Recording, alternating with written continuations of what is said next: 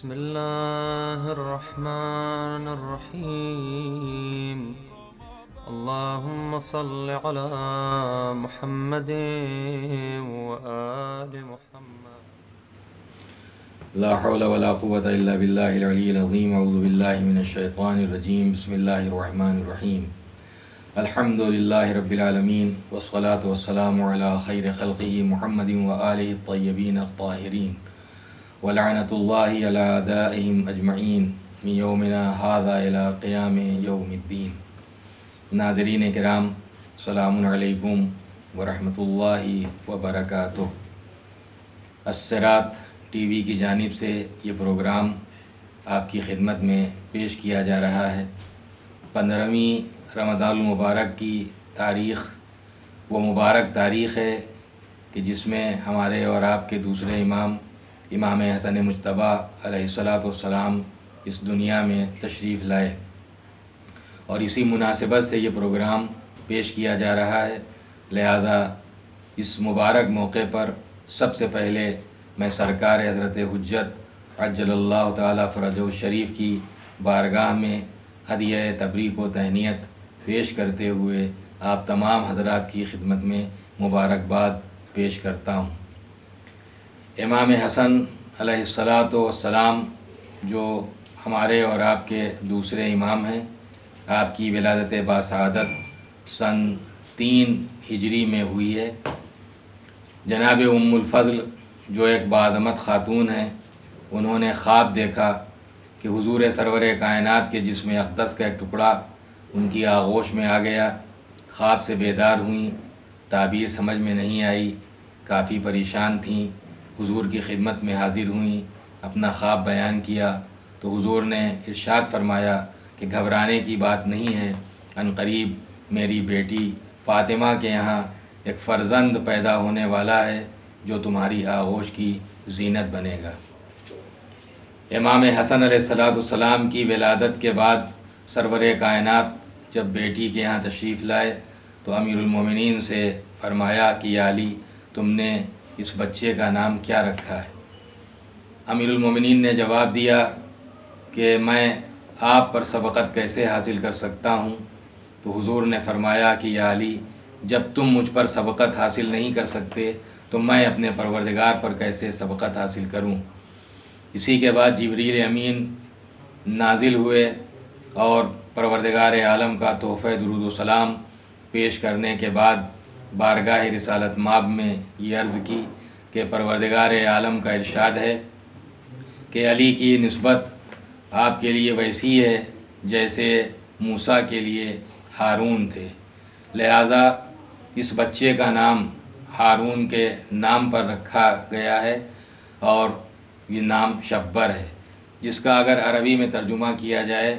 تو یہی حسن ہوتا ہے. لہذا امام حسن علیہ السلام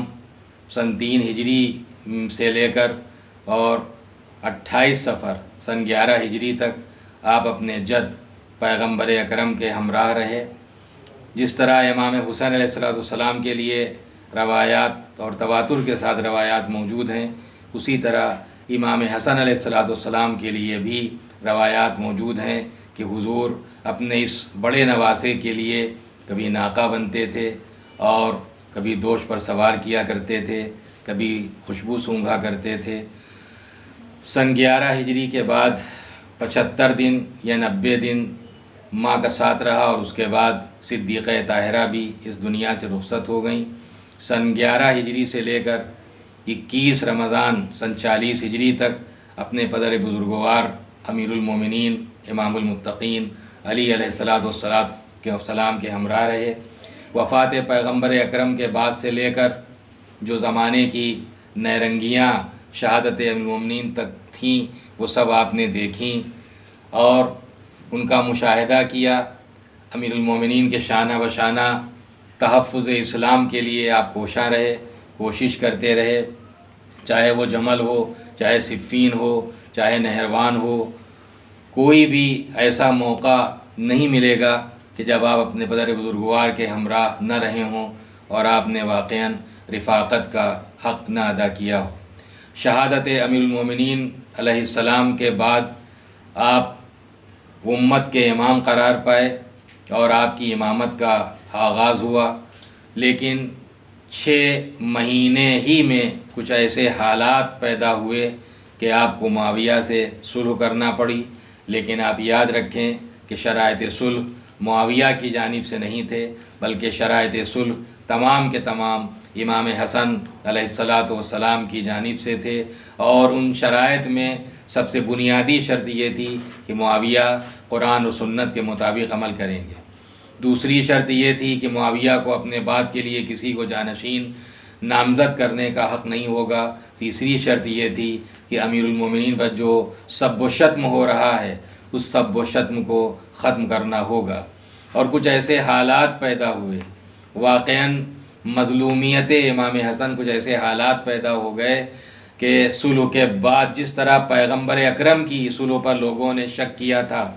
جبکہ پروردگار عالم نے اس صلح کو گویا فتح مبین قرار دیا کہ انا فتحنا لک فتحا مبینا، کہ پیغمبر ہم نے آپ کو کھلی ہوئی فتح عنایت کی ہے۔ اسی طرح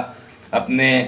جد کی سیرت پر عمل کرتے ہوئے جس وقت امام حسن علیہ السلام نے صلح کی ہے تو بہت سے ایسے لوگ تھے جو اس صلح کو ناپسند کرتے تھے، حتیٰ کہ اس قدر منحرف ہو گئے کہ السلام علیک یا مذل المومنین کہہ کر معاذ اللہ آپ کو سلام کیا جانے لگا۔ لیکن امام ہوتا ہے، کائنات کا امام ہوتا ہے، وہ کائنات کا والی ہوتا ہے۔ آپ اپنے فریضہ امامت کو ادا کرتے رہے اور اپنی ذمہ داریوں کو سمجھتے رہے، ان ذمہ داریوں کو پورا کرتے رہے، بحیثیت امام لوگوں کی رہنمائی کرتے رہے، ہدایت کرتے رہے اور اسلام کا اور ایمان کا تحفظ کرتے رہے۔ یہ تاریخیں، چاہے ولادت کی تاریخ ہو یا شہادت کی تاریخ ہو، یہ تاریخیں جب آتی ہیں تو یہ ہمارے لیے محاسبہ نفس کا پیغام لاتی ہیں کہ ہم جس امام کی ولادت کی خوشی منا رہے ہیں، جس کا جشن منا رہے ہیں، جس کی ولادت کے سلسلے میں محفلیں کر رہے ہیں، ظاہر ہے یہ حق ہے، ان کا حق ہے کہ ان کا ذکر کیا جائے، ان پر درود و سلام کا نذرانہ ان کی خدمت میں پیش کیا جائے، لیکن حقیقت یہ ہے کہ ان کا حق تو تبھی ادا ہوگا جب ہم ان کا اتباع کرنے والے، ان کے نقش قدم پر چلنے والے، ان کی پیروی کرنے والے ہوں اور ان کی اطاعت کرنے والے ہوں، یعنی جو انہوں نے کہا ہے اس کو ہم قبول کرنے والے ہوں اور اس کے مطابق اپنا کام انجام دینے والے ہوں، اور اتباع کرنے کا مطلب یہ کہ جو انہوں نے کیا ہے اس کے مطابق ہم کام کرنے والے ہوں۔ اس سلسلے میں میں امام حسن علیہ السلام کی کچھ حدیثیں، کچھ ارشادات آپ کی خدمت میں پیش کرنا چاہتا ہوں، اور پروردگار عالم ہم سب کو توفیق دے کہ ہم ائمہ معصومین علیہ السلام کے ارشادات و فرمودات کو پڑھ سکیں، انہیں سمجھ سکیں اور انہی کی روشنی میں اپنی زندگی گزار سکیں، تاکہ ہم سب کا شمار روز قیامت محمد اور آل محمد علیہ السلام کے چاہنے والوں میں اور ان کے شیعوں میں ہو سکے، اور ہمیں ان معصومین علیہ السلام کی شفاعت حاصل ہو سکے۔ اس سلسلے میں سب سے پہلے امام حسن علیہ السلام کے ارشادات میں پہلی حدیث جو میں آپ کی خدمت پیش کرنا چاہتا ہوں کہ امام نے ارشاد فرمایا کہ بے عقل مؤدب نہیں ہو سکتا، یعنی جس کے پاس عقل نہیں ہے اس کے پاس ادب بھی نہیں ہوگا۔ مؤدب، ادب والا، تہذیب تمیز والا شخص وہی ہوگا کہ جو عقل رکھتا ہے، عقل سے کام لینے والا ہے، اس لیے کہ پروردگار عالم نے دین کو عقل کے ساتھ رکھا ہے۔ جہاں عقل ہے وہیں دین ہے، اور جہاں دین ہے وہیں عقل ہے۔ یہ ممکن نہیں ہے کہ ایک انسان دیندار ہو اور بے عقل ہو، ناسمجھ ہو، بے وقوف ہو۔ جہاں عقل ہے وہاں دین ہے، اور جہاں دین ہے وہیں عقل ہے، لہذا امام فرماتے ہیں کہ بے عقل کبھی مؤدب نہیں ہو سکتا۔ مؤدب وہی ہوگا، باادب وہی ہوگا، تہذیب و تمیز والا وہی ہوگا جو عقل رکھنے والا ہے، اور جب عقل ہے تو وہ ہر قول اس کی ہر بات سوچ سمجھ کر ہوگی، اور اس کا ہر کام سوچ سمجھ کر ہی ہوگا۔ وہ جذبات میں آ کے، عجلت میں کوئی ایسا کام نہیں کرے گا جو خلاف عقل ہو، خلاف منطق ہو، خلاف دین ہو۔ پھر ارشاد فرماتے ہیں جب امیر المومنین نے آپ سے جو طرح کی کنجوسی ہے یا تنگ نظری ہے اس کے بارے میں مولا نے اپنے فرزند امام حسن علیہ السلام سے سوال کیا تو آپ نے فرمایا کہ جو پاس رہ جائے اسے اپنے لیے شرف سمجھنا، جو پاس رہ جائے اسے اپنے لیے شرف سمجھنا، اور جو ہاتھ سے نکل جائے اسے بربادی اور بیکار گویا برباد ہو جانا شمار کرنا، یہی شح کا مطلب ہے۔ پھر امام حسن علیہ السلام سے بزدلی کے بارے میں جس وقت پوچھا گیا تو آپ نے ارشاد فرمایا کہ دوستوں پر گویا چڑھے رہنا جس کو کہتے ہیں، یعنی ہمہ وقت سوار رہنا، ان سے لڑتے جھگڑتے رہنا، ان سے غصہ گرمی کرتے رہنا اور دشمنوں سے دب جانا، یہی بزدلی ہے۔ بھئی وہ تو دوست ہے، وہ تو چاہنے والا ہے، وہ آپ کا رفیق ہے، وہ آپ کا ساتھی ہے، تو آپ کی گفتار اس سے نرم لہجے کے ساتھ ہونا چاہیے، اس سے گفتگو نرم لہجے کے ساتھ ہونا چاہیے۔ وہ آپ کا ساتھ دینے والا ہے، وہ آپ کا چاہنے والا ہے، لیکن اگر یہ انسان سمجھ کے کہ ہاں یہ ہمارا دوست ہے اور اس کے ساتھ زیادتی کرنے والا ہے اور دشمن کے سامنے دب جانے والا ہے، وہ چاہے جتنی زیادتی کر رہا ہو، تو امام کی نظر میں ایسا شخص بزدل ہے۔ مولائے متقیان امیر المومنین علی علیہ السلام نے جب جہالت کے بارے میں آپ سے اپنے فرزند سے سوال کیا، پوچھا، تو آپ نے جواب دیا کہ اچھی طرح موقع حاصل ہونے سے پہلے اس میں جلدی سے کود پڑنا اور جواب نہ دے پانا گویا یہ جہالت ہے۔ ایک جاہل عجلت پسند ہوتا ہے، بے سمجھے بوجھے بغیر غور و فکر کے فوراً کسی کی بات سنی اور جس سے بات کی جا رہی ہے، جس سے سوال کیا جا رہا ہے، وہ تو بیچارہ بھی خاموش رہا اور یہ جواب دینے کے لیے آمادہ اور تیار ہو گئے، بے سمجھے بوجھے، جبکہ کچھ نہیں جانتے۔ تو یہ طریقے کی جہالت ہوتی ہے، ناسمجھی ہوتی ہے کہ ہر جگہ گویا گفتگو کو کاٹ دینا، کسی گفتگو باقاعدہ نہ سننا، انسان کسی سے بات کر رہا ہے اس میں دخیل ہو جانا، یہ ساری چیزیں جہالت کے باب میں آتی ہیں۔ اسی لیے آپ نے فرمایا کہ اچھی طرح موقع حاصل ہونے سے پہلے اس میں جلدی سے کود جانا، یعنی بغیر سوچے سمجھے ہوئے کہ نہ بات قاعدے سے سنی ہے نہ سمجھی ہے اور جواب دینے کے لیے فوراً آمادہ اور تیار ہو گئے۔ پھر جس وقت آپ سے حلم اور بردباری کے بارے میں سوال کیا گیا تو آپ نے فرمایا کہ غصے کو برداشت کر لینا، اور یہ بڑی اچھی صفت ہے۔ یہ وہ صفت ہے جس کی تعریف پروردگار عالم نے قرآن مجید میں ان لوگوں کی تعریف کی ہے کہ جو اپنے غصے کو ضبط کر لینے والے اور غصے کو پی جانے والے ہیں۔ وَالْكَاظِمِينَ الْغَيْظَ وَالْعَافِينَ عَنِ النَّاسِ وَاللَّهُ يُحِبُّ الْمُحْسِنِينَ، کہ جو لوگ غصے کو پی جاتے ہیں، ضبط کر لیتے ہیں، وَالْكَاظِمِينَ الْغَيْظَ وَالْعَافِينَ عَنِ النَّاسِ، اور لوگوں کو معاف کر دیتے ہیں، اللہ ایسے احسان کرنے والوں کو، ایسی نیکی کرنے والوں کو دوست رکھتا ہے۔ لہذا غصے کو برداشت کرنا اور اپنے نفس پر کنٹرول رکھنا، یہ گویا وہ انسان حلیم ہے، وہ برداشت کرنے والا ہے، وہ بردبار ہے، وہ ہوشیار ہے، وہ سمجھدار ہے۔ پھر فرماتے ہیں جو خداوند عالم کی عبادت کرتا ہے، خداوند عالم دنیا کی ہر چیز کو اس کے سامنے جھکا دیتا ہے۔ جو اللہ کے سامنے جھکتا ہے تو پھر اللہ دنیا کو اس کے سامنے جھکا دیتا ہے، لیکن جو اللہ سے اکڑتا ہے تو پھر وہ دنیا اس کے سامنے اکڑتی ہے، وہ دنیا کے سامنے اکڑ دکھا نہیں پاتا۔ پھر فرماتے ہیں کہ اللہ کسی بھی بندے کے لیے دعا اور سوال کا دروازہ نہیں کھولتا جب تک استجابت دعا کا دروازہ نہ کھول دے، یعنی اگر اس نے اپنی بارگاہ میں دعا کرنے کا حکم دیا ہے تو ہمیں دعا کرنے سے پہلے دعا کے قبول ہونے کی اس نے ضمانت بھی لی ہے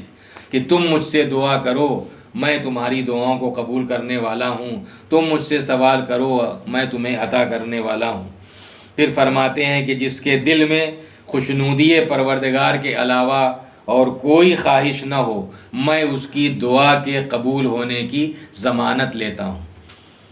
کہ جو بھی انسان کہہ رہا ہے یا کر رہا ہے اس میں فقط ایک ہی مقصد ہے، رضائے پروردگار،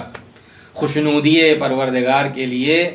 کام کرنے والا، اور خوشنودی پروردگار کے علاوہ کوئی خواہش نہ رکھنے والا، بس اس کی چاہت ہی یہی ہے کہ ہمارا مالک ہم سے راضی ہو جائے، ہمارا پروردگار ہم سے خوش ہو جائے، تو امام حسن علیہ السلام فرماتے ہیں کہ ایسے شخص کی دعا کی قبولیت کا میں ذمہ دار ہوں، یعنی اللہ کی بارگاہ میں ایسے انسان کی دعا ضرور قبول ہوگی۔ پھر فرمایا کہ جو شخص قرآن مجید کی تلاوت کرے اس کی دعا دیر سویر قبول ضرور ہوتی۔ یہ ماہ مبارک رمضان ہے، بہار قرآن کا مہینہ کہا جاتا ہے، تلاوت قرآن کا مہینہ ہے، اس لیے کہ اس میں گویا ایک آیت کا پڑھنا ختم قرآن کے برابر ہے۔ اللہ اکبر! یہ ہماری بدقسمتی ہے کہ ہم قرآن سے بہت دور ہو چکے ہیں، یعنی جو اہل بیت کے چاہنے والے کی حیثیت سے قرآن سے ہماری قربت اور ہمارا لگاؤ ہونا چاہیے، حقیقت یہ ہے کہ وہ لگاؤ نہیں ہے۔ خداوند عالم ہمیں توفیق دے کہ اس ماہ مبارک رمضان میں ہم قرآن اور اہل بیت سے صحیح طور پر تمسک رکھ سکیں اور ان سے وابستہ ہو سکیں۔ اس کے بعد پھر فرماتے ہیں کہ وہ مومن، سچا مومن کیسے ہو سکتا ہے جو اپنی قسمت سے ناخوش ہو، اپنے مرتبے اور منزلت کو حقیر جانتا ہو، جب کہ اس کا حاکم خود خداوند عالم، یعنی جو بھی ہمارے مقدر میں ہے وہ اللہ کی تقدیر کی ہوئی چیزیں ہیں، مقدر میں ہمارے قدر و قضا سب اسی کے اختیار میں ہے، لہذا پروردگار عالم نے جو مقدر میں لکھ دیا ہے اس پر راضی و رضا رہنا یہی ایک مومن کا فریضہ ہے۔ اسی کے ساتھ فرمایا کہ زکوٰۃ ہرگز مال میں کمی کا باعث نہیں ہو سکتی۔ شیطان اگر گمراہ کر رہا ہے کہ اگر ہم زکوٰۃ نکال دیں گے تو ہمارے مال میں کمی واقع ہو جائے گی، امام حسن علیہ السلام فرماتے ہیں کہ زکوٰۃ نکالنے سے مال میں کبھی کمی واقع نہیں ہوتی۔ ایک شخص نے اپنی بیٹی کی شادی اسے کرنا تھی اور وہ آپ کی خدمت میں حاضر ہوا رائے کے لیے، مشورہ لینے کے لیے، تو آپ نے فرمایا کہ اپنی بیٹی کی شادی متقی اور پرہیزگار شخص سے کرو، اس لیے کہ اگر وہ شخص اس سے محبت کرے گا تو اس کا احترام کرے گا، اور اگر کسی وجہ سے اس سے محبت نہیں بھی کرے گا، نفرت کرے گا، تو یہ طے ہے کہ چونکہ صاحب تقوی ہے لہٰذا اس پر ظلم نہیں کرے گا۔ پھر فرمایا کہ سوال کرنے سے، دست سوال دراز کرنا جائز نہیں ہے، یعنی کسی کے سامنے ہاتھ پھیلانا سوائے 3 صورتوں کے، جب خونبہا ادا کرنا ہو اور انسان کے پاس اتنا نہ ہو کہ وہ خونبہا ادا کر سکے، دیت دے سکے، تو ایسا شخص دوسروں کے سے مانگ سکتا ہے۔ پھر پریشان کر دینے والا قرض، اگر مقروض ہے انسان اور وہ قرض کی ادائیگی کی قدرت نہیں رکھتا اور برابر مطالبہ ہو رہا ہے، مانگ ہو رہی ہے، تو ایسا شخص دوسرے سے سوال کر سکتا ہے۔ یا خدا نخواستہ فقر و فاقے میں ایسی زندگی بسر ہو رہی ہے تو انسان پھر اس سے سوال کر سکتا ہے، مانگ سکتا ہے۔ فرماتے ہیں کہ سوال سے پہلے عطا کر دینا سب سے بڑی بزرگواری اور سرداری ہے۔ ایک یہ ہے کہ ہم سے مانگا گیا اور پھر ہم دے رہے ہیں، دوسرا یہ کہ نہیں مانگا نہیں اس نے، وہ سوال ہی آیا اور ہم بغیر اس کا انتظار کیے ہوئے کہ وہ ہم سے مانگے ہم نے اسے عطا کر دیا۔ یہ فرماتے ہیں کہ یہ بزرگواری ہے، ایک طریقے کی سرداری ہے۔ ایک شخص کے بارے میں آپ نے فرمایا کہ جب وہ آپ کی خدمت میں حاضر ہوا اور اس نے کہا کہ مولا میں آپ کا شیعہ ہوں، تو آپ نے اس سے فرمایا کہ اے اللہ کے بندے، اگر تو ہمارے احکام پر عمل کرے اور ہم نے جن چیزوں سے منع کیا ہے، روکا ہے، ان سے اپنے کو روکنے کا تو پابند ہے، رک جانے کا پابند ہے، تو تو اپنے دعوے میں سچا ہے، یعنی تو ہمارا شیعہ ہے۔ جو حکم ہمیں دیا جن کاموں کا، ان کاموں کو کرنا، اور جن کاموں سے روکا ہے ان کاموں سے اپنے کو روکے رہنا،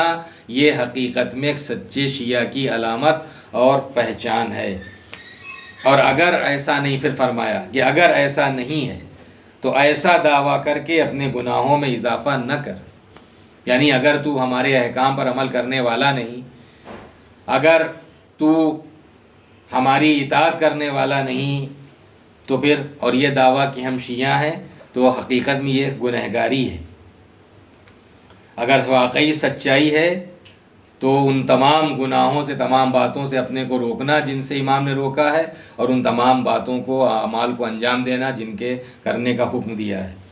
ورنہ اگر ایسا نہیں تو امام فرماتے ہیں کہ اپنے کو شیعہ کہہ کے گنہگار نہ کرو۔ پھر فرمایا کہ شیعہ ہونا بہت بڑا شرف ہے اور بہت بڑا مرتبہ ہے، تو اہل نہیں ہے اس بات کا کہ اپنے کو شیعہ کہہ سکے، لہذا یہ نہ کہے کہ میں آپ کے شیعوں میں سے ہوں، بلکہ یہ کہے کہ میں آپ کے محبوں، چاہنے والوں اور غلاموں میں سے ہوں، اور آپ کے دشمنوں کا دشمن ہوں، اور اس طرح تو خیر و نیکی پر ہوگا۔ یعنی یہ ایک اچھی بات ہوگی کہ اگر واقعاً جو اصلی شیعہ ہے وہ اپنے امام کے حکم کا ماننے والا اور تمام ان حرام چیزوں سے اپنے کو بچانے والا ہوتا ہے جن چیزوں سے امام نے روکا ہے، اور اگر ایسا نہیں ہے